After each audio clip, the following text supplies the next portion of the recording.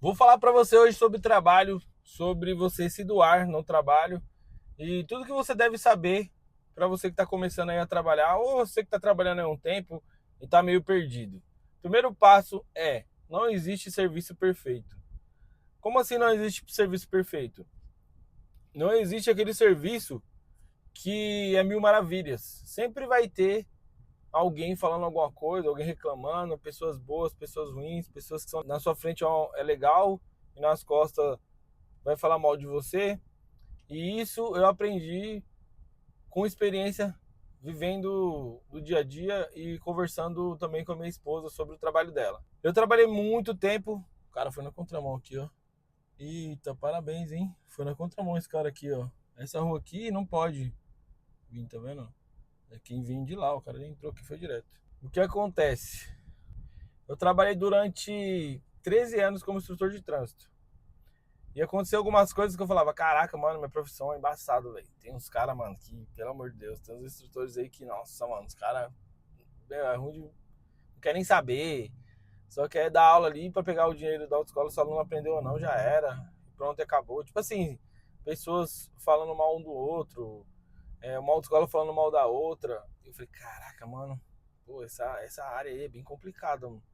E aí eu fui trabalhar com outras coisas e eu entendi que não é o problema da autoescola. O problema são pessoas. Então, todo lugar que está envolvido pessoas, vai ser muito difícil de você estar num lugar que é 100% seguro. Então, um conselho que eu te dou é que amigo de trabalho é amigo de trabalho e amigo do dia a dia é diferente do amigo de trabalho. Você não deve ficar falando da sua vida pessoal no seu trabalho.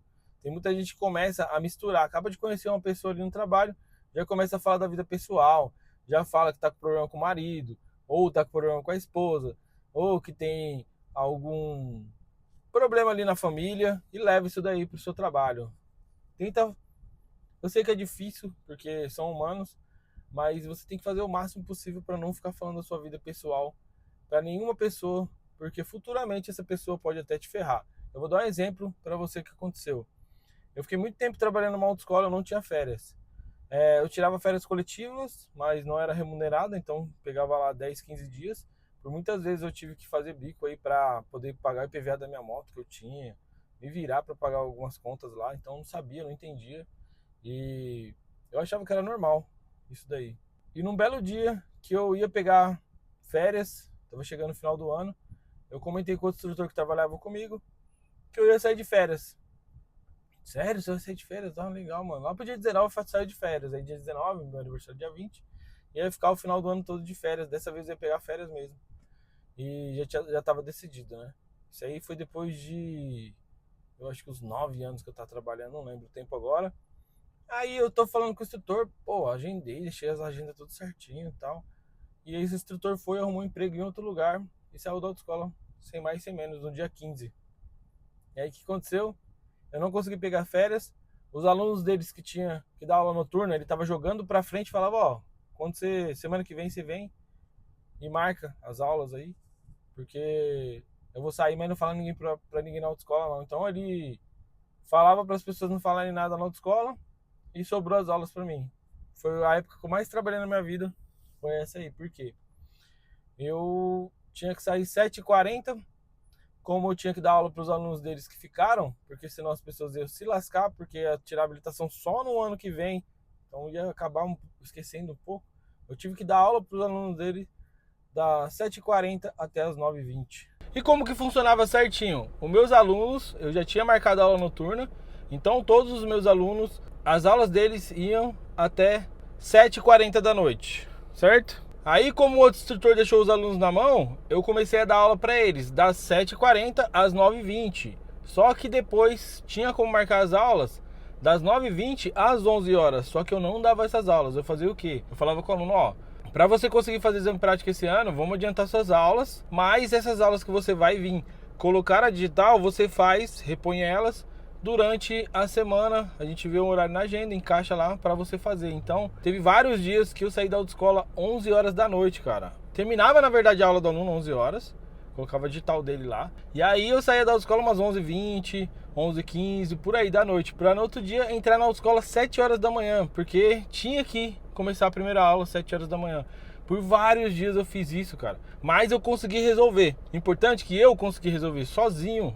Eu consegui resolver isso. Como que funcionava essas aulas, ó? Só pra vocês entenderem muito bem aí, pra não ficar nada vago. A autoescola fechava às 7 horas da noite. Então, quando eu voltava, a chave da autoescola estava em um lugar, eu pegava, abria a autoescola, o aluno colocava digital, finalizou a aula dele e ia embora.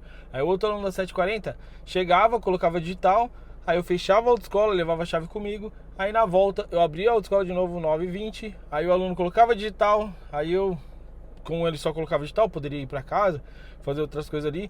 Eu mesmo ficava esperando lá para não ter que ir lá, abrir a autoescola de novo, depois fechar de novo.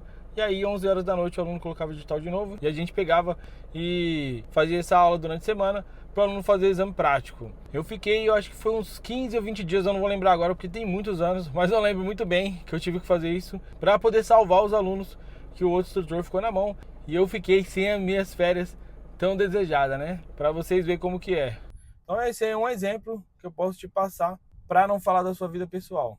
Então eu fiquei durante 20 dias aí dando aula para os alunos dele que o cara me deixou na mão. Tem um vídeo do Renato Cariani falando sobre um cara que falou para ele o salário que ele recebia na empresa. Eles não tinham muita amizade, eles só às vezes conversavam ali na empresa, resolveram alguns dias ir almoçar junto. Ele comentou, pô, meu salário é X. E o Renato Cariani, ó, cresceu os olhos. Ele falou, quê? X? Você ganha X? Nossa, não acredito. Pá, por dentro, né? Falou, oh, que legal e tal. Depois foi lá e queimou o cara, mano. Falou que poderia fazer o trabalho do cara muito melhor, que ele tinha muita experiência. Tá aí no YouTube, só você procurar o corte. E aí ele puxou o tapete do cara, porque o cara foi boca aberta e falou o salário dele. Então, as pessoas perguntam pra mim, quanto você ganha em rede social? Dá pra ganhar dinheiro, não sei o que. Eu nunca falo. Nunca falo. E odeio falar meu salário, mano. Não falo pra ninguém.